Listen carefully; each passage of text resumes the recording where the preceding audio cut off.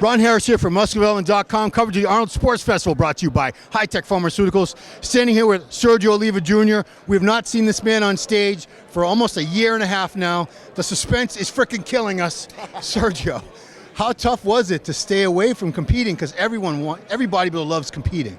Man, it was probably the happiest time of my life. Really? This is great. Yeah, I loved it.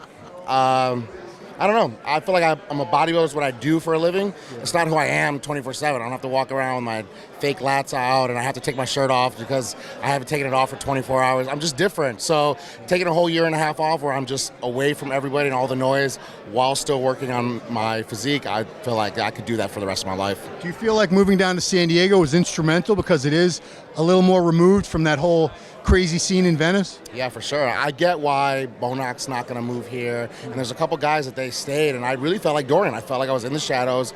It was just under palm trees, and I was just, grinding. And I felt like I could do that forever. But I also do feel, after taking that break, I wouldn't say I missed anything, but I'm just excited to kind of get back and even to traveling and meeting people, because stuff like this reminds me that this is something you can't do when you're hiding. Yeah, you get a lot of gains, and I can clear my head and get my life right, but there is so many amazing people. Literally every single fucking person that's here and every person who's going to be there Saturday night are the real fans of this sport, because we all took a loss. I launched my supplement company at the Arnold, bought the booth. This is when I decided I was going to launch everything, so I took a huge loss. But you know what?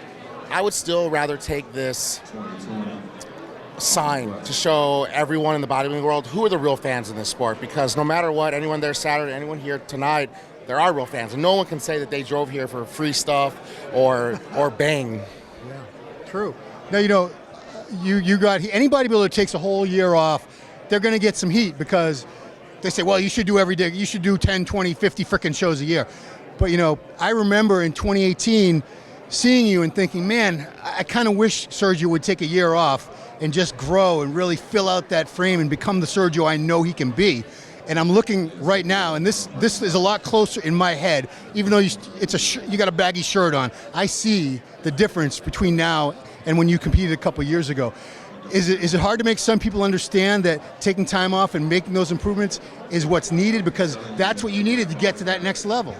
I feel like real fans of the sport understand that you're not gonna gain muscle when you're dieting, doing shows. At the same time, it is what's really good for the sport. Back in the day when I'm training with Chris Cormier and Labrada, they would go on these circuits and do 7, 8 shows. That's building so much for the sport itself and the IFBB. So I think there needs to be a good happy medium where we are still doing a bunch of shows, but still take breaks. I was really proud of Rolly to be able to take a break and listen to his body and want to spend time with his family.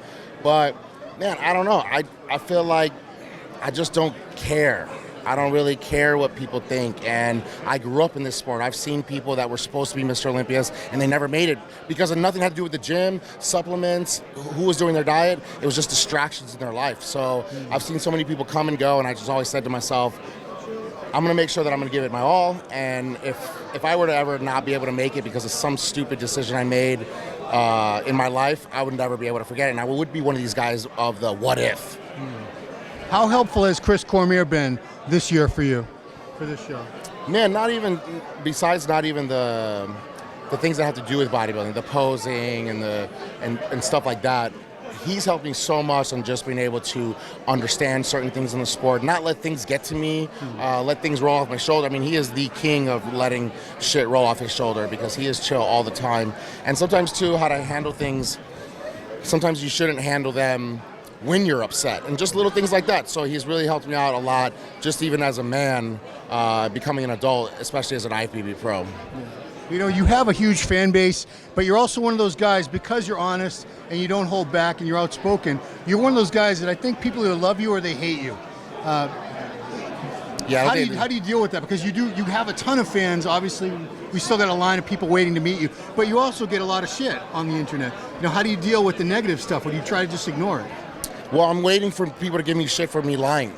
As soon as I'm lying and you give me shit, or I say something, I attack someone personally, or even just talk about their physique, then I'm waiting for those responses. Because until then, all I'm literally doing is saying the sky is blue, and people are getting their panties drenched because the sky is blue. And sometimes people, look, there are red pill people and blue pill people in this sport.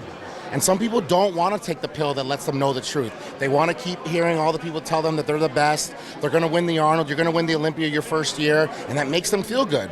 Unfortunately, that's not reality. And sometimes there is real people in this sport that do want to take the red pill and know what's really real. Tell me where I'm lagging so I can get better. Tell me, push me, motivate me in a way where it's not just cocksucking all the time. So you're right, they do either love me or hate me. But I just tell myself, anyone who hates me, they haven't met me, and they're not mad at me for lying or doing them wrong or any of that. So I can live with that. And you're one of the few people that takes criticism the way it should be meant. Unless they just say out and out, you suck for no reason. But you actually seem to draw motivation from the haters. Yeah, I don't know if I could do it without it. I really don't. I literally feed off of it, and that's what I tell people all the time. Don't tell me I'm going to be Mr. Olympia. Tell me I won't ever be, and that'll help. It's going to end up helping me in the long run anyway.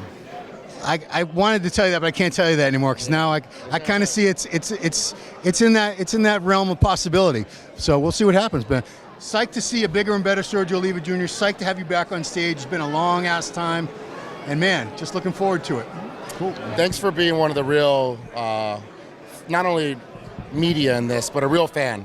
Because some of the things that you guys do has nothing to do with clickbait stuff, and it shows a lot. And I think as the sport's growing with the fitness industry, we're starting to see a big difference of really who's real people in this and who are just using you for your name and when you're at your highest. And that's one thing I've definitely learned this year. So thanks, Ron, and thanks, MD. You guys have always had my back before anyone even knew what my back looked like. All right, for MuscularElement.com, this has been Sergio Oliva Jr. Thanks for watching.